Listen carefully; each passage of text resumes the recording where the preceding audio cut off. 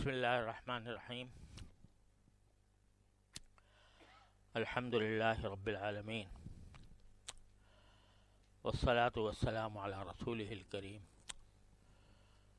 وعلی آلہ واصحابہ اجمعین وعلی کل من تبعہم بإحسان الی یوم الدین. اما بعد،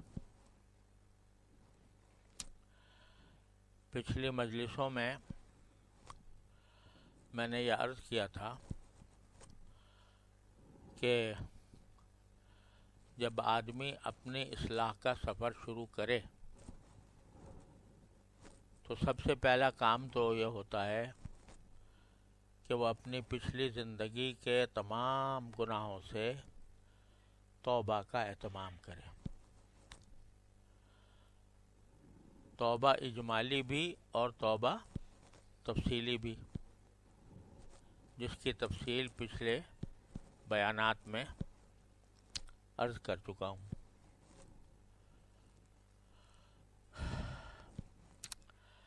پھر دوسری بات جو اصلاح کے لیے سب سے زیادہ اہم اور ضروری ہے وہ ہے مجاہدہ، کوشش کرنا، محنت کرنا.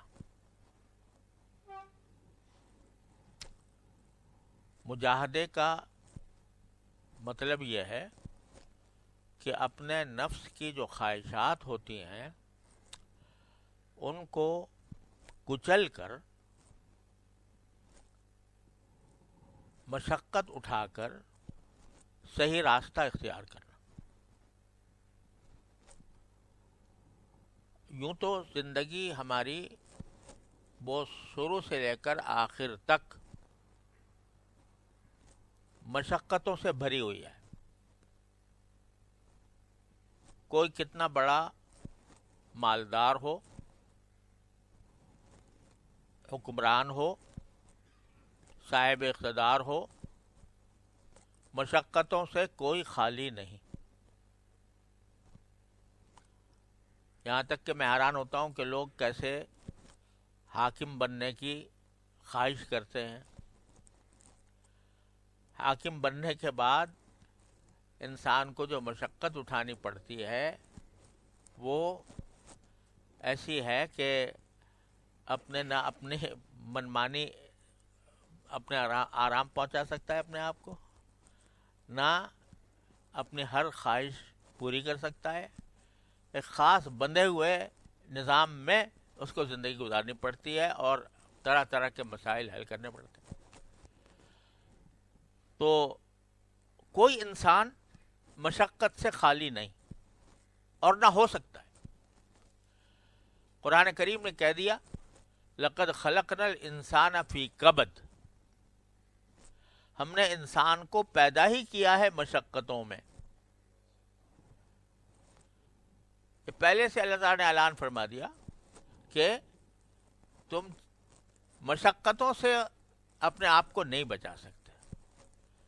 یہ دنیا ہم نے پیدا کی ہے، اس میں تمہیں مشقتیں تو اٹھانی پڑیں گی. ہم نے پیدا کیا ہے تمہیں مشقت. اور دوسری جگہ فرمایا کہ یا ایھا الانسان انک کادح الی ربک کدحا فملاقیہ. انسان سے خطاب، کیا انسان تو اپنے پروردگار تک پہنچتے پہنچتے مشقتیں ہی اٹھاتا رہے گا، مشقتیں ہی اٹھا رہا جائے گا یہاں تک کہ اللہ سے جا ملے گا. تو بچپن سے لے کر موت تک مشقتیں تو انسان کی زندگی کا لازمہ ہے. مشقتوں کے بغیر زندگی کا تصور نہیں ہے. ٹھیک ہے، اس میں راحتیں بھی ملتی ہیں لیکن مشقتوں سے چھٹکارا نہیں ہے. وہ چاہے مسلمان ہو یا غیر مسلم ہو، نیک ہو یا بد ہو، صالح ہو یا فاسق ہو، مشقتیں تو اس کو اٹھانی ہیں، ہر حال میں اٹھانی ہے. اور کہہ دیا تم اٹھاتے رہو گے یہاں تک کہ اپنے اللہ سے جا ملو گے. مشقتوں سے مفر نہیں ہے. مرد ہے تو وہ اپنے روزی کمانے کے لیے مشقتیں اٹھائے گا, اپنے آرام کو تجے گا, ڈیوٹی پر جائے گا, تجارت کے لیے سر مارے گا, وقت خرچ کرے گا, اپنا چاہے دل چاہ رہا ہو نہ چاہ رہا ہو اپنی ڈیوٹی انجام دے گا لازماً. اور بعض اوقات اللہ تعالیٰ اس مال و دولت کو بھی ایک تکلیف کا ذریعہ بنا دیتے ہیں. انما یرید اللہ لیعذبہم فی الحیات الدنیا, کہ اللہ تعالیٰ یہ مال کے ذریعے ہی ان کو تکلیف میں مبتلا کر دیتے ہیں. اس مال کی حفاظت, اس کو کمانا, اس کے دن رات اسی سوچ میں پڑا ہوا ہے انسان کہ کس طرح مال کماؤں اور کس طرح اس میں اضافہ کروں, کس طرح زیادہ مالدار بن جاؤں. اس فکر میں, اس سوچ میں مشقتیں اٹھاتا رہتا ہے. کیا کچھ مشقتیں اٹھاتا ہے. عورت ہے وہ اپنے گھر کو درست کرنے کے لیے, اس کو صاف ستھرا رکھنے کے لیے, کھانا پکانے کے لیے, مہمانوں کا انتظام کرنے کے لیے مشقتیں اٹھاتی ہے, چاہے مسلمان ہو چاہے غیر مسلم ہو. اور غیر مسلموں کے ہاں تو عورت اور زیادہ مشقت اٹھاتی, اس لیے کہ اس کے ذمے وہ بوجھ بھی ڈال دیا گیا ہے مغربی تہذیب میں, جو مرد کا کام تھا, یعنی کمانا بھی اور گھر کا کام بھی. میں سب سے پہلے جب امریکہ گیا تو ایک ہوٹل میں قیام تھا, تو میں نے دیکھا کہ ایک عورت ہے جو استقبالیے پر بیٹھی ہوئی ہے, اور میں صبح آیا تھا تو بھی موجود تھی, پھر رات کو 11-12 بجے داخل ہوا تو سب بھی موجود تھی, اگلے دن صبح کو آیا تو پھر موجود تھی, اور مسلسل بیٹھی ہوئی تھی. تو میں نے اس سے پوچھا کہ بھائی تم اب شروع سے بیٹھی ہو, کل سے 24 گھنٹے سے, تو اتنا لمبی ڈیوٹی ہے؟ تو کہنے لگی کہ ہاں میری لمبی اس لیے کہ میں نے ڈبل ڈیوٹی کی ہے تاکہ مجھے ڈبل تنخواہ مل جائے, ڈبل ڈیوٹی کیا. تو میں نے کہا اب چھٹی کرو گے؟ کہنے ہاں. میں نے کیا کرو گے جا کے؟ کہا کہ کھانا پکاؤں گی جا کے. تو وہ کھانا بھی پکائے گی, گھر کی آرائش بھی کرے گی, اور ساتھ میں پیسہ کمانے میں لگی ہوئی ہے. ڈبل تحریک آزادی نسواں, یعنی عورت کی آزادی کی تحریک کہ اس کو باہر کا بھی کام کراؤ اس سے, اور گھر کا بھی کراؤ. اور باہر کا کام جو مرد کا کام تھا وہ اس کے سر ڈال دو.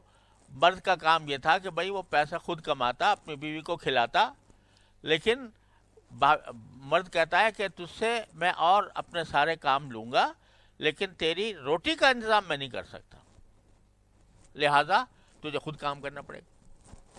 تو مشقت بھی اٹھا رہی, اور ایک مسلمان عورت بھی اٹھا رہی ہے.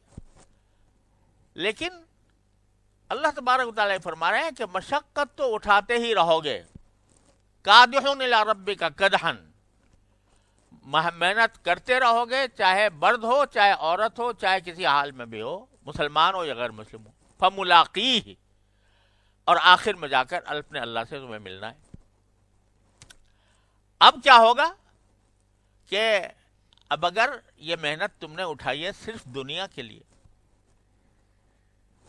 اور مشقت بھی اٹھائی, اور دنیا تھوڑی بہت کما بھی لی, لیکن جب اللہ تعالیٰ سے جا کے ملو گے تو تمہارا انجام کیا ہوگا؟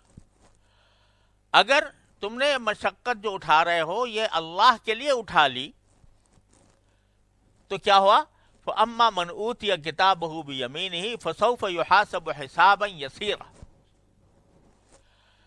تو تمہارا نامال نامہ تمہارے دائیں ہاتھ میں دیا جائے گا. اگر یہ مشقت جو اٹھانی ہی اٹھانی ہے وہ اگر اللہ کے لیے اٹھا لی تو اس کا انجام یہ ہوگا کہ تمہارا اعمال نامہ تمہارے دائیں ہاتھ میں آئے گا. اور دائیں ہاتھ میں آنے کا مطلب کیا ہے کہ تمہارا حساب آسان کر دیا جائے گا. حساب آسان ہو جائے گا. تو حضرت عائشہ صدیقہ رضی اللہ تعالیٰ عنہ نے پوچھا رسول کریم صلی اللہ علیہ وسلم سے کہ یا رسول اللہ یہ آسان حساب کا کیا مطلب ہے؟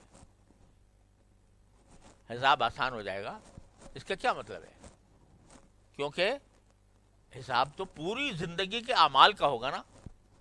جب سے بالغ ہوئے تھے اور مرتے دم تک جو کچھ کام کیے ان سب کا حساب ہوگا تو یہ آسان کیسے ہوگا؟ تو رسول کریم صلی اللہ علیہ وسلم نے قربان جائیے سرکار دو عالم صلی اللہ علیہ وسلم پر آپ نے ارشاد فرمایا کہ مومن کے لیے جو عمل صالح کرنے والا مومن ہے اس کے لیے حساب جو ہے صرف ایک پیشی ہوگی. انما ذالک العرض. مومن کے لیے جو حساب ہوگا وہ کیا ہوگا؟ پیشی. باقی زیادہ پوچھ گچھ نہیں ہوگی. ومن نوقش عذب. اور اگر کسی سے پوچھ گچھ باقاعدہ شروع ہو گئی ایک ایک اعمال کی تو پھر وہ عذاب سے نہیں بچ سکے گا. تو اللہ تبارک و تعالی یہاں فرما رہے ہیں کہ تکلیف تو تجھے اٹھانی ہے ہر حال میں. یا ایھا الانسان انک کادح الی ربک کدحا. مصیبت تکلیفیں تو اٹھانی ہے, مشقتیں تو اٹھانی ہے. بیماری تو نہیں ٹال سکتا, جو محنت مشقت کرنی ہوتی ہے وہ تو نہیں ٹال سکتا. یہ نہیں ہو سکتا کہ سارے دن ساری رات جو ہے گھر میں آرام سے پڑا رہے. مشقت تو اٹھانی ہے ہر حال میں. لیکن اگر تو نے وہ مشقت اللہ کی خاطر برداشت کر لی, یہ جو تو کمانے کے کام کر رہا تھا, ڈیوٹی انجام دے رہا تھا, اپنے راحت و آرام کو چھوڑے ہوئے تھا, وہ اس لیے تھا کہ میرے پروردگار نے مجھے یہ حکم دیا, اور اس لیے تو نے اپنی خواہشوں کو پامال کیا کہ میرے پروردگار نے مجھے یہ حکم دیا ہے. دل چاہ رہا تھا کہ گناہ کر لوں, لیکن تو نے اپنے اوپر مشقت برداشت کر کے گناہ سے اپنے آپ کو بچا لیا. تو فسوف یحاسب حسابا یسیرا. تو آسان حساب ہو جائے گا تیرا. آپ ذرا تصور کرو کہ اگر ہماری زندگی کے بالغ ہونے سے لے کر مرتے دم تک کا ایک ایک لمحے کا حساب لیا جائے ہم سے, کس وقت تو نے کیا کیا تھا, کس وقت تو نے کیا کیا تھا, تو کیا ہمارا انجام ہوگا. لیکن اگر اللہ تبارک و تعالیٰ کی خاطر کچھ مشقتیں برداشت کر لیں تو پھر حساب آسان ہو جائے گا. اور اگر یہ ساری محنت مشقت تو نے صرف دنیا کے لیے کی تو پھر تیرا اعمال نامہ پشت کی طرف سے دیا جائے گا, بائیں ہاتھ میں. فَأَمَّا مَنْ أُوتِيَ كِتَابَهُ وَرَاءَ ظَهْرِهِ فَسَوْفَ يَدْعُو ثُبُورًا وَيَصْلَىٰ سَعِيرًا. تو وہاں جب اعمال نامہ پیچھے سے دے دیا گیا اور ہاتھ میں بائیں ہاتھ میں آیا تو بس اس کو پتہ چل گیا کہ اب میرا کیا انجام ہونے والا ہے. تو اس وقت وہ پکارے گا موت کو کہ خدا کسی طرح مجھے موت آ جائے, میں ختم ہو جاؤں. ہلاکت کو پکارے گا کہ میری موت آ جائے, مجھے ہلاک ہو جاؤں, ختم ہو جاؤں. وَيَصْلَىٰ سَعِيرًا. اور دہکتی ہوئی آگ میں داخل ہوگا. اِنَّهُ كَانَ فِي أَهْلِهِ مَسْرُورًا. کیوں ہوگا یہ سارا معاملہ؟ کیونکہ اپنے گھر میں جب تھا تو بڑا خوش تھا, بہت پیسے کما لیے, بہت مزے اڑا لیے, بہت عیاشی کر لی, بڑا خوش تھا. تو وہاں گھر والوں کے اندر رہتے ہوئے بڑا خوش تھا. انہ ظن ان لن یحور. اسے خیال یہ تھا کہ اب مجھے لوٹ کے نہیں جانا کہیں اپنے پروردگار کے پاس. بلا ان ربہ کان بہ بصیرا. تو اللہ تعالیٰ فرماتے ہیں کہ تو یہ سمجھ رہا تھا کہ مجھے واپس نہیں جانا اپنے اللہ کے پاس، اور تو مزے اڑا رہا تھا اور اپنے خواہشات کو کے پیچھے چل رہا تھا، تو اللہ تو تجھے دیکھ رہا تھا. انہ کان بصیرا. پھر فرماتے ہیں فلا اقسم بالشفق واللیل وما وسق والقمر اذا اتسق لترکبن طبقا عن طبق. قسم کھا کے فرما رہے ہیں میں شفق کی قسم کھاتا ہوں. شفق جانتے ہو؟ یہ جو سرخی ہوتی ہے یا تو سورج کے طلوع ہونے سے پہلے یا رات کو شام کو غروب ہونے سے پہلے یا غروب ہونے کے بعد، میں اس کی قسم کھاتا ہوں. اور واللیل وما وسق، اور رات کی قسم کھاتا ہوں، اور رات جن چیزوں کو چھپا لیتی ہے اندھیرے سے اس کی قسم کھاتا ہوں. والقمر اذا اتسق، اور چاند کی قسم کھاتا ہوں جب وہ پورا ہو جائے. ان قسموں کے ساتھ میں کہتا ہوں ان سب شفق کی قسم کھا کر، رات کی قسم کھا کر، اور چاند کی قسم، بھرپور چاند کی قسم کھا کر کہ لترکبن طبقا عن طبق، تم ضرور بے ضرور ایک منزل سے دوسری منزل تک سفر کرتے رہو گے. بچپن آیا، پھر جوانی آئی، پھر بڑھاپا آیا، اور کبھی خوشی آئی، کبھی غم آیا، اور ایک منزل سے دوسرے منزل تک سفر کرتے رہو گے، یہاں تک کہ وہ مرحلہ آ جائے گا کہ تمہارا اعمال نامہ یا دائیں طرف دیا جائے یا بائیں طرف سے دیا جائے. تو یہ اللہ تعالیٰ فرما رہے ہیں کہ انسان مشقت سے تو اپنی نجات پا نہیں سکتا، آئے گی مشقت ضرور. اب حکم یہ ہے کہ ٹھیک ہے ساری مشقتیں برداشت کرتے ہو، پیسے کمانے کے لیے، گھر کا نظام چلانے کے لیے، گھر کے حالات کو درست کرنے کے لیے تھوڑی سی مشقت ہماری خاطر برداشت کرو. کیا مشقت؟ کہ جب تمہیں چند چیزوں سے منع کیا گیا ہے ان سے اپنے آپ کو میری خاطر روک لو. ہم نے تمہیں آنکھیں دی ہیں، سب کچھ اسے دیکھ سکتے ہو، اور اگر کبھی بینائی چلی جائے تو پتہ چلے کہ یہ کیا چیز تھی.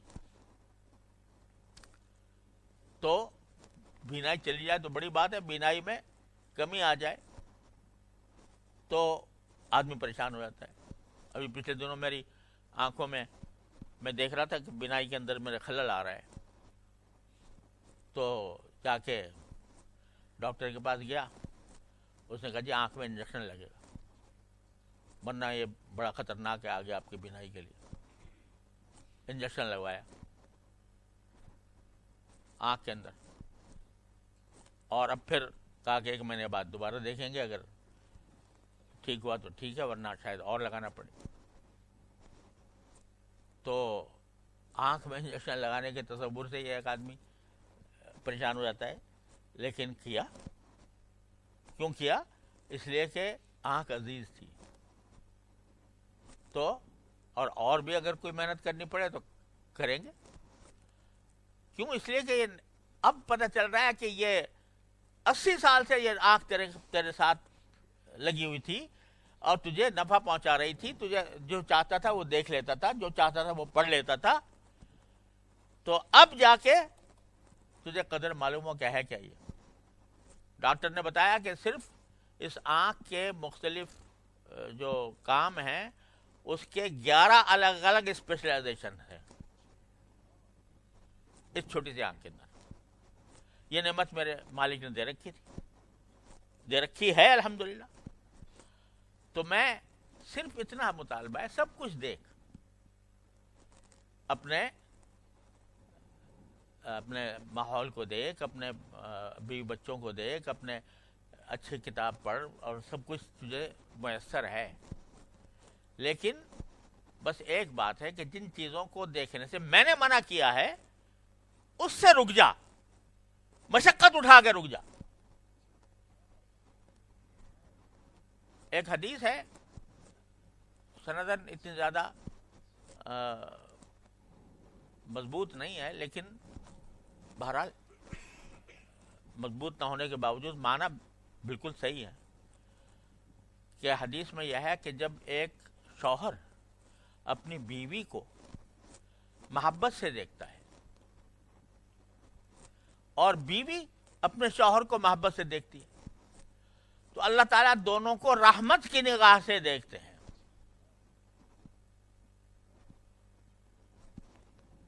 اور تیری جو اپنی طبی خواہش ہے اس خواہش کے لیے ہم نے ایک حلال راستہ تجھے مہیا کر دیا بیوی کی شکل میں، تو تیری جائز ضرورت ہم نے پوری کر دی۔ اب اگر تو کہیں اور چل جائے گا تو اب یہ ہمارے اس نعمت کی ناشکری ہوگی، لہذا چاہے کتنی مشقت ہو اور دل کتنا للچا رہا ہو، لیکن اس آنکھ کو روکنا ہوگا۔ یہ مجاہدہ ہے، تو تکلیف تو تجھے اٹھانی ہے ہر حالت میں، اور اپنی خواہشات کو پامال بھی کرنا ہے۔ فرض کر تو ایک ناجائز چیز کو دیکھ رہا ہے، دیکھنے کا ارادہ کیا، بھی شروع ہی کیا تھا کہ تیرا باپ آ گیا، تیری ماں آ گئی، تیرا کوئی ایسا دوست آ گیا جس کو تو نہیں چاہتا کہ میری اس حالت کو دیکھے، تو کیا ہوگا؟ جاری رکھے گا؟ بلکہ فوراً بند کر دے گا۔ کیوں؟ اس لیے کہ اس کا خوف ہے اور اس بات کا بدنامی کا ڈر ہے، تو رک جائے گا۔ جب تو وہاں رک جاتا ہے تو انہو کان بہ بصیرا، جو یہ کہہ رہا ہے کہ میں ہر وقت تجھے دیکھ رہا ہوں، تو اس کے وجہ سے نہیں رکے گا۔ تو مجاہدہ جو ہے وہ تو کرنا ہے تجھے ہر حالت میں، چاہے تو چاہے یا نہ چاہے، مجاہدہ تو کرنا ہے، مشقت تو اٹھانی ہے۔ اس مشقت کو ہم انبیاء کرام اس لیے بھیجتے ہیں کہ تاکہ وہ تمہیں بتائیں کہ مشقت اٹھانے کی اصل جگہ کیا ہے، مشقت اٹھانے کی اصل جگہ کیا ہے، کہاں اٹھانی چاہیے مشقت، کہ وہ تیرے لیے پھر راحت بن جائے اور تیرے لیے سدا بہار زندگی کا پیغام لے کر آئے۔ تو یہ اس لیے مجاہدہ کے بغیر اصلاح نہیں ہو سکتی۔ یہ جو بعض لوگ سمجھتے ہیں کہ بھئی کسی کی نگاہ پڑ گئی اور جو ہے نگاہ پڑ جانے سے ہی آدمی جو ہے اس کی اصلاح ہو گئی، خوب سمجھ لو یہ محض دھوکہ ہے۔ یہ ضرور ہے کہ کسی اللہ والے کے پاس جانے سے ذہن کا رخ تھوڑا سا بدلتا ہے، لیکن کام خود ہی کرنا ہوتا ہے۔ یہ سمجھنا کہ کسی کی نگاہ پڑ جائے گی تو نگاہ پڑ کے میری دنیا بدل جائے گی، مجھے خود نہیں کرنا، کچھ کرنا پڑے گا، تو یہ تصور بالکل غلط ہے۔ کام تو خود ہی کرنا ہے، مجاہدہ خود ہی کرنا ہے، مشقت خود ہی اٹھانی ہے۔ صرف اتنا ہے کہ کسی اللہ والے کے پاس جاتے ہیں، اس کی صحبت میں بیٹھتے ہیں، اس سے باتیں سنتے ہیں، تو اس کا نتیجہ یہ ہوتا ہے کہ ذرا سوچ کا زاویہ بدل جاتا ہے۔ سوچ کا زاویہ بدلتا ہے تو پھر اس کی اہمیت پیدا ہو جاتی ہے، اور اس اہمیت کے نتیجے میں پھر اللہ تعالیٰ کی رحمت سے توفیق بھی ہونے لگتی ہے۔ یہ تو ہوتا ہے، لیکن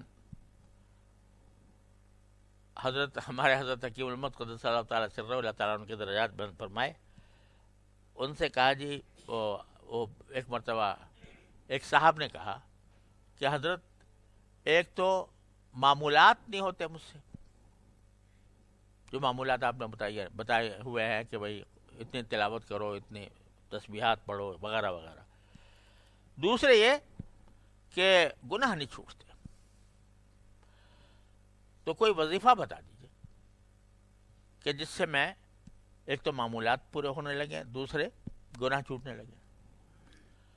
حضرت نے فرمایا اگر میں وظیفہ بتا بھی دوں تو اگر اس میں بھی تم اس وظیفے کے اندر بھی تمہیں جو وظیفہ نہ پڑھا جائے پھر،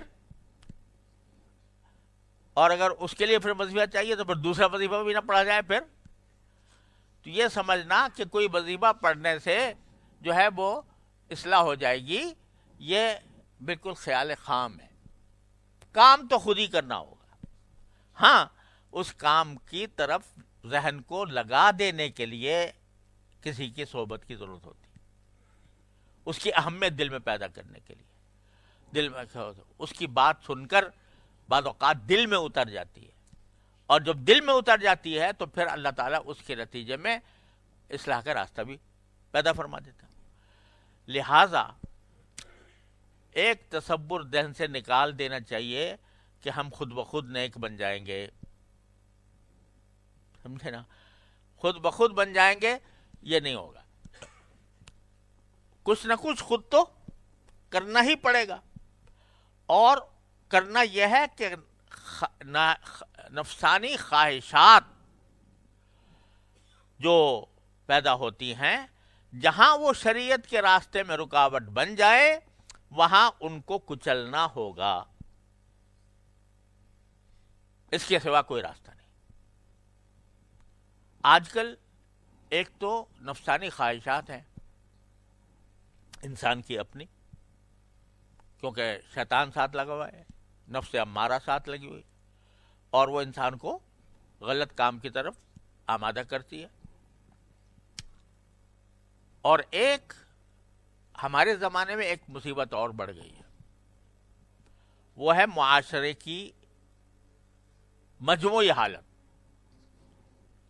ایک ایسے معاشرے میں ہم جی رہے ہیں جہاں اللہ بچائے کہ دنیا پرستی اور مادہ پرستی کا چلن ہے، اور اس مادہ پرستی میں کی دوڑ لگی ہوئی ہے، ہر شخص دوسرے سے آگے بڑھنے کی کوشش میں ہے۔ بعض چیزیں فیشن بن گئی ہیں، فیشن کے معنی یہ کہ عام رواج ہو گیا ان کا، اور اتنا ہو گیا کہ جو صحیح راستے پر چلنا چاہے اس کو متعین کیا جاتا ہے، اس کو کہا جاتا ہے کہ دیکھو یہ زمانے کے ساتھ چلنے والا نہیں ہے، اس کے اوپر عیب لگایا جاتا ہے، اس کو برا کہا جاتا ہے۔ یہ ایک اور مصیبت، ایک طرف نفسانی خواہشات سے مقابلہ اور دوسری طرف لوگوں کے لعنت ملامت سے مقابلہ، اس کے نتیجے میں اچھے اچھے لوگ چاہے وہ بظاہر دیندار نظر آتے ہوں، لیکن جب معاشرے سے مقابلہ ہوتا ہے تو ہتھیار ڈال دیتے ہیں۔ اب دیکھو مثال کے طور پر بہت سے ہمارے دوست احباب جو ماشاءاللہ نمازوں کے پابند ہیں، روزے کا اہتمام کرتے ہیں، صدقات کا کرتے ہیں، سب کچھ کرتے ہیں، جب گھر میں شادی بیاہ کا مسئلہ آ گیا تو پھر اب معاشرے کا مقابلہ کرنا نہیں کر پاتے۔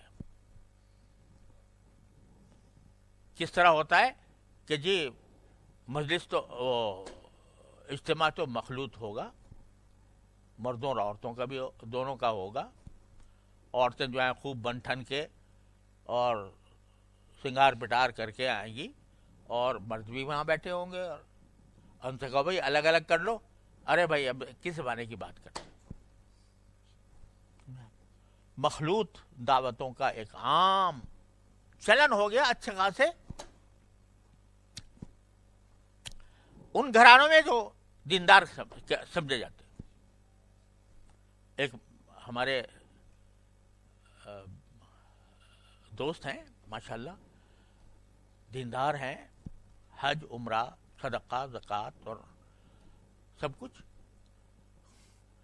تو میں اب تو جاتا بھی نہیں نکاحوں میں، شادیوں میں، لیکن ان سے تعلق ایسا تھا، چلا گیا تو وہاں انہوں نے بڑا بہترین انتظام کیا ہوا تھا، عورتوں کا الگ، مردوں کا الگ، اور جو ہے کچھ باز بھی کہلوایا، اور جو ہے بڑا دل خوش ہوا.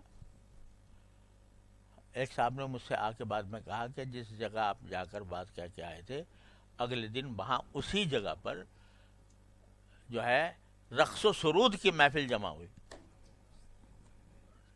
باقاعدہ جو ہے وہ ڈانسر، پیشہ ور ڈانسر بلائی گئی اور وہاں پر ہوا. تو یعنی سمجھدار، دیندار، نمازی، صدقے کرنے والے، خیرات دینے والے سب، تو لیکن معاشرے کے آگے سر جھکا دیا. یہ مشقت برداشت نہیں ہوتی کہ بھائی کہتے ہیں بھائی تم جا رہا، تمہارا کام جانے، میں نہیں کروں گا یہ کام. یہ جرات نہیں پیدا ہو رہی. کیوں نہیں ہو رہی؟ اس لیے کہ مجاہدے کی عادت نہیں. ارے بھائی کہ بھائی لوگ کہتے ہیں صاحب اگر ہم بالکل ٹھیٹ شریعت کے اوپر عمل کریں گے تو دنیا والے ہمیں کیا کہیں گے؟ دنیا والے ہمیں دقیانوسی سمجھیں گے، ہمیں رجت پسند سمجھیں گے، ہمیں تانے دیں گے کہ دنیا کے ساتھ چلنے والے نہیں ہیں. تو خوب سمجھ لو یہ سارے تانے جو ہیں ایک مسلمان کے لیے سر کا تاج ہے، گلے کا ہار ہیں. اس لیے کہ رسول کریم سرورت عالم صلی اللہ علیہ وسلم نے ارشاد فرمایا تھا کہ ایک زمانہ ایسا آ جائے گا، یہ الفاظ ہے کہ بدأ الدین غریبا وسیعود کما بدأ. دین یعنی اسلام اجنبی ہو کر سامنے آیا تھا. اجنبی ہو کر کیسے آیا تھا؟ کہ جب اسلام کی دعوت رسول کریم سرورت عالم صلی اللہ علیہ وسلم نے پیش کی تو کیا کہا گیا؟ انہ لمجنون، یہ پاگل ہے، دنیا کے چلن کے خلاف بات کر رہا ہے. تو اجنبی تھا. جب اسلام شروع میں آیا تو اجنبی تھا. اجنبی ہونے کا معنی یہ کہ لوگ اس کو قبول کرنے کو تیار نہیں تھے اور عام چلن سے ایک ہٹا ہوا طریقہ سمجھتے تھے. لیکن کیا ہوا کہ وہی اجنبی جب مشقت اٹھانے کا عزم کر لیا کہ ٹھیک ہے مارنا مجھے مارو، پتھروں پر لٹا کر مجھے کوڑے برساؤ، مجھے تپتی ہوئی ریت پر لٹا کر اس کے اوپر میرے اوپر گرم پتھر رکھ دو، لیکن میں اپنے پروردگار کے حکم سے نہیں پھروں گا. یہ جب مجاہدہ کر لیا صحابہ کرام نے 13 سال چکی میں پسے، کیا کیا تانے نہیں سہے، کیا کیا تکلیفیں نہیں اٹھائیں، کیا کیا مصیبتیں نہیں برداشت کی، اور پھر مدینہ منورہ میں بھی جہاد، لڑائی ہو رہی ہے، جانیں دی جا رہی ہیں. تو نتیجہ کیا ہوا کہ وہ جو اجنبی تھا وہ ساری دنیا پہ پھیل گیا. اب فیشن بن گیا، اب اسلام فیشن بن گیا.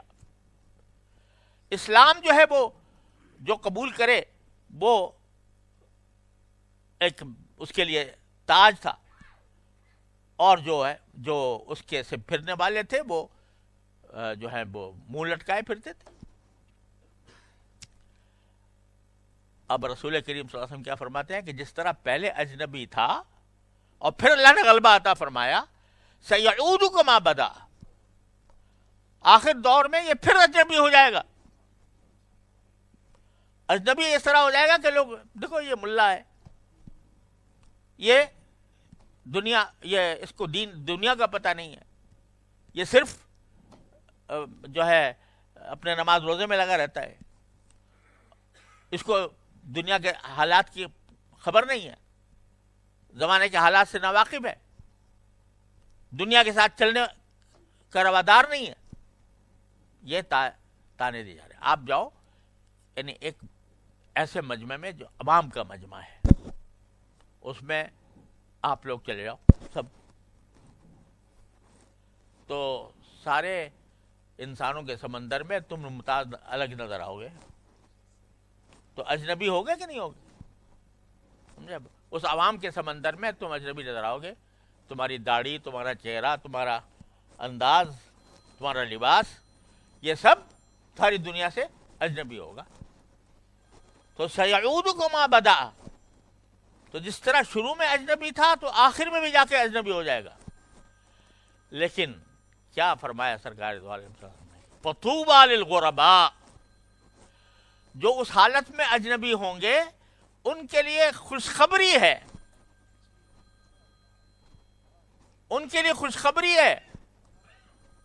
طوبہ، طوبہ کے لفظی معنی تو یہ ہے خوشخبری کہہ لو، اچھی خبر کہہ لو،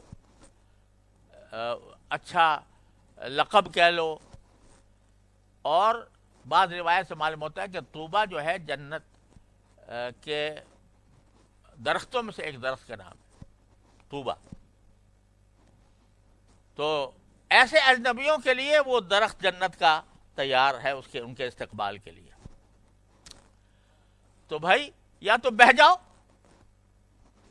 اسی رو میں بہہ جاؤ جس رو میں دنیا بہہ رہی ہے، اور معاشرے کے ڈر سے اللہ کے احکام کو چھوڑ بیٹھو،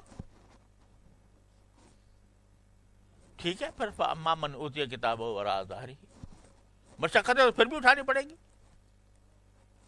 اب دیکھو یہ جو گناہ کے کام ہیں اس کے اندر بھی تو مشقتیں ہیں۔ اب اگر کسی نے اپنے گھر میں رقص و سرود کا اہتمام کیا تو پیسے نہیں خرچ ہوں گے، اور کیا اس کے لیے اہتمام نہیں کرنا پڑے گا؟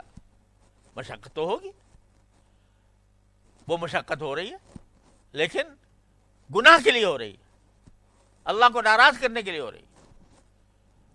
اور اگر کوئی شخص اللہ تبارک و تعالیٰ کے احکام کو مد نظر رکھتے ہوئے یہ مشقت برداشت کر لے کہ وہ تانا دیں گے، سہ لے اس تانے کو،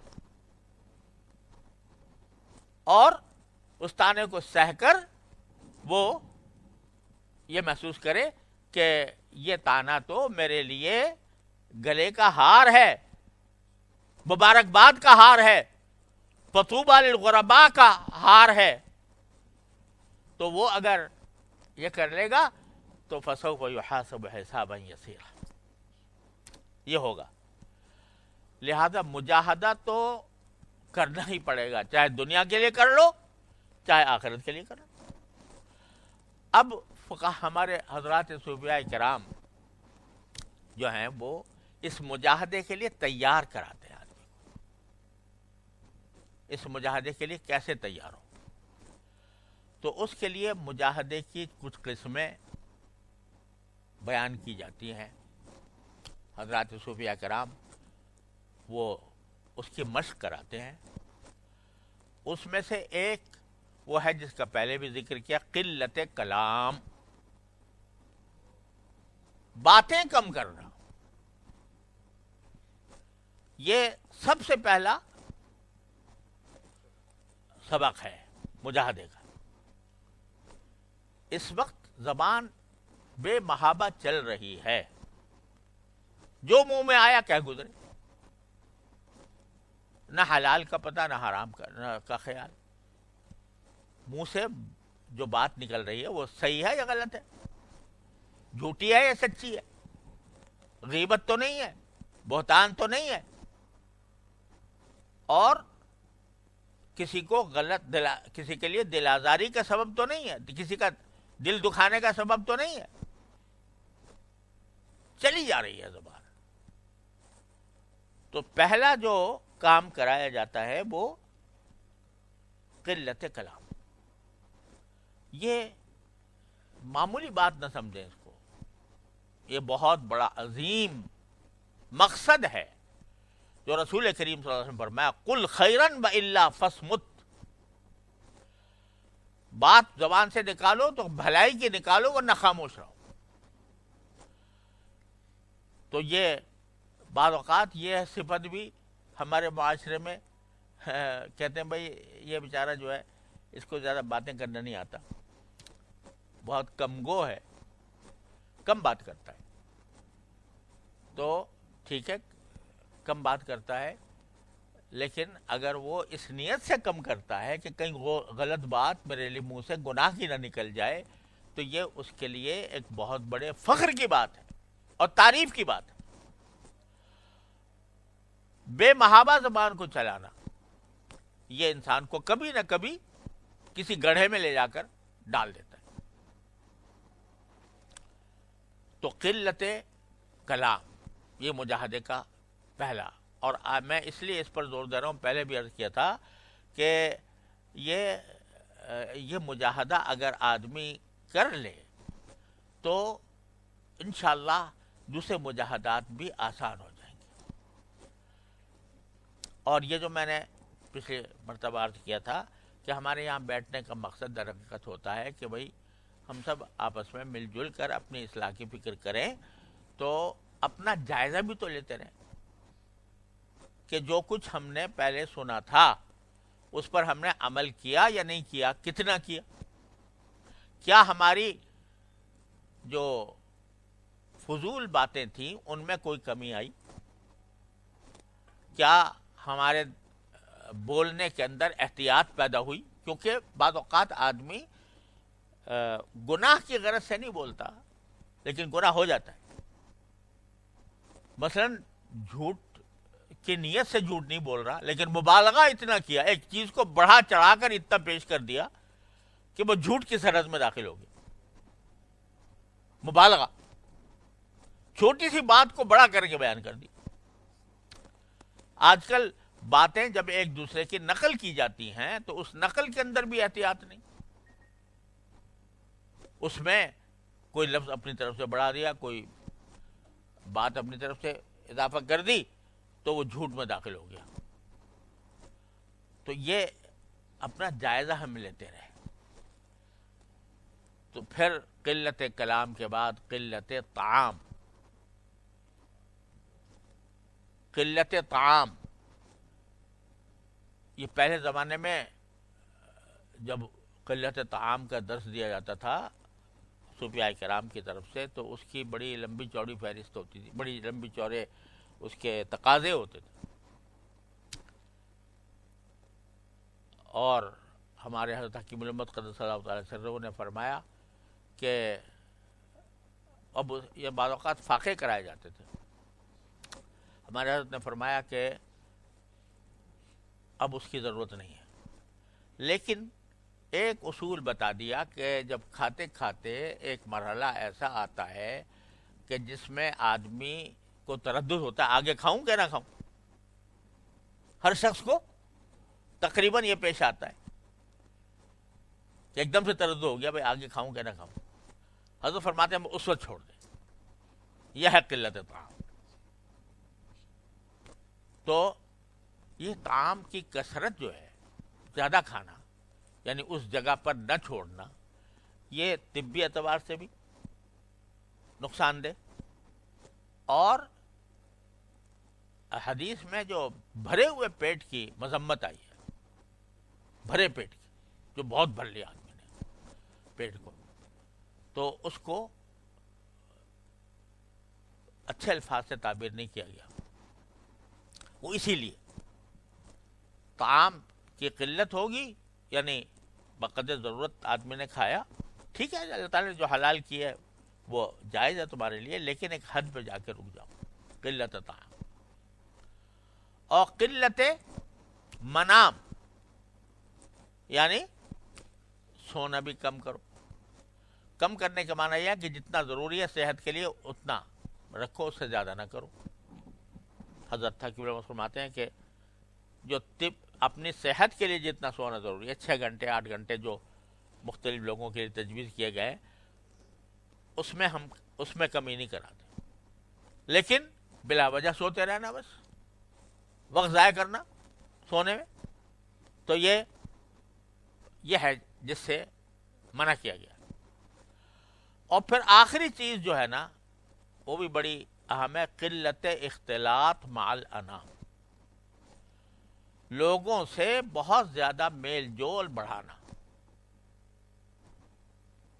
یہ جو آج کل پبلک ریلیشننگ کا جو ایک تصور ہے، اور اس آدمی کو بہت اچھا سمجھ آتا ہے جس کی پبلک ریلیشننگ بہت اچھی ہو، تو یہ پبلک ریلیشننگ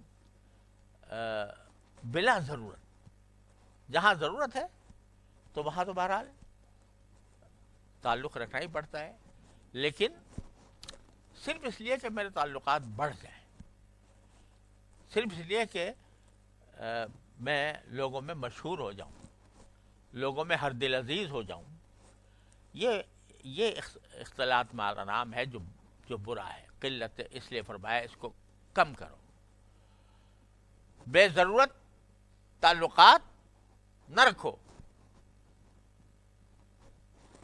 تعلق حجاب است بے حاصلی، مولانا فرماتے ہیں تعلق حجاب است بے حاصلی، چپ پیوند ہا بگسلی واصلی، کہ جب یہ جو تعلقات کی کثرت ہے یہ ایک طرح سے حجاب بن جاتا ہے اللہ تعالیٰ کے ساتھ تعلق میں۔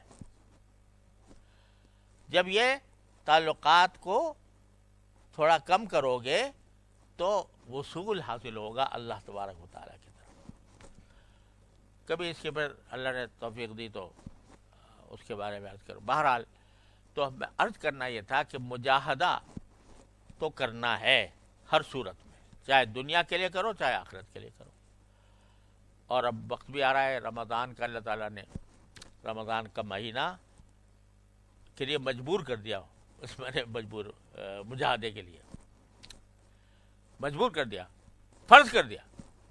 عام حالات میں یہ جو قلت کلام، قلت طعام، قلت منام، یہ عام حالات میں تو یہ ایک مستحب سمجھ لو اور اس کو ایک مجاہدے کا راستہ سمجھ لو، لیکن اللہ میں نے رمضان میں فرض کر دیا کہ سارے دن بھوکے رہنا ہے، پیاسا رہنا، رات کو اللہ کے سامنے کھڑا ہونا ہے، تو کھانا بھی کم ہو رہا ہے، نیند بھی کم ہو رہی ہے، اور کس کے لیے ہو رہی ہے؟ اللہ کے لیے۔ تو یہ ایک مجاہدے سے، ایک مشق سے گزارا جا رہا ہے۔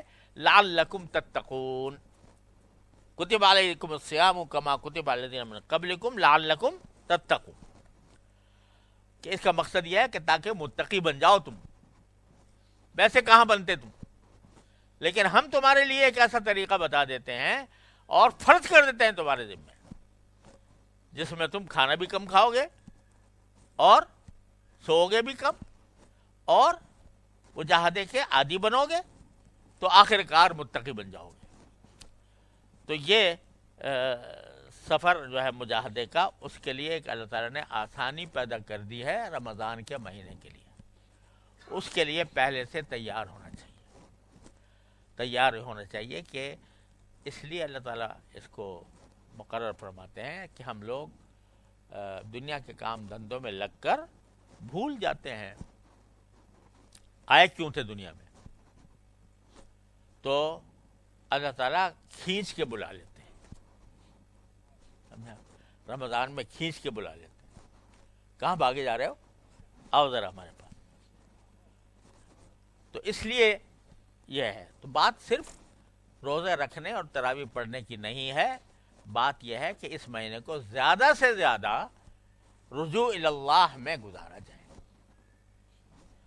اوقات کا نظم بناؤ، اس میں صرف دنیا کی صرف ضروری کاموں کی حد تک اپنے آپ کو محدود رکھو، اور زیادہ سے زیادہ وقت جو ہے وہ اللہ تعالیٰ کے ذکر میں، اللہ تعالیٰ کی یاد میں، تلاوت قرآن میں، تسبیحات میں، ذکر میں خرچ کرو۔ اس لیے ہے اس کو غنیمت سمجھنا چاہیے کہ ہم کہیں بھاگے جا رہے تھے، اللہ میں نے کان پکڑ کے بلا لیا کہ بیوقوفو کہاں جا رہے ہو، ہمارے پاس آؤ۔ تو اس کام کے لیے آدمی کو پہلے سے نظم اوقات پہلے سے سوچ کے رکھنا چاہیے، تیاری کرنی چاہیے کہ میں اوقات کس طرح گزاروں گا کہ جس میں زیادہ سے زیادہ وقت اللہ تعالیٰ سے رجوع میں خرچ ہو۔ اللہ تعالیٰ مجھے آپ کو سب کو اس کی توفیق عطا فرمائے۔ اگلا اتوار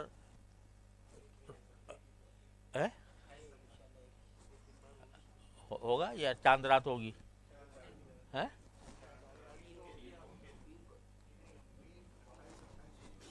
اچھا 29 جو ہے پیر کو ہے۔ اچھا چلو دیکھیں، اللہ تعالیٰ نے موقع دیا تو پھر ایک مرتبہ مل لیں گے رمضان سے پہلے۔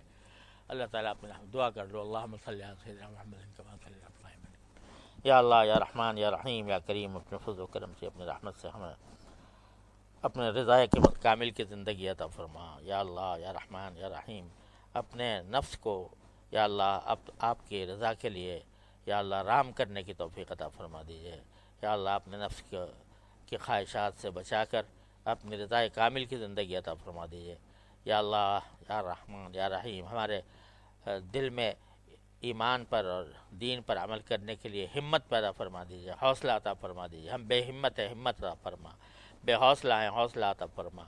یا اللہ اپنے رضا کامل کے لیے ہمیں جو مشقت بھی اٹھانی پڑے یا اللہ اس کے لیے اس کو خندہ پیشانی سے اٹھانے کی توفیق عطا فرما۔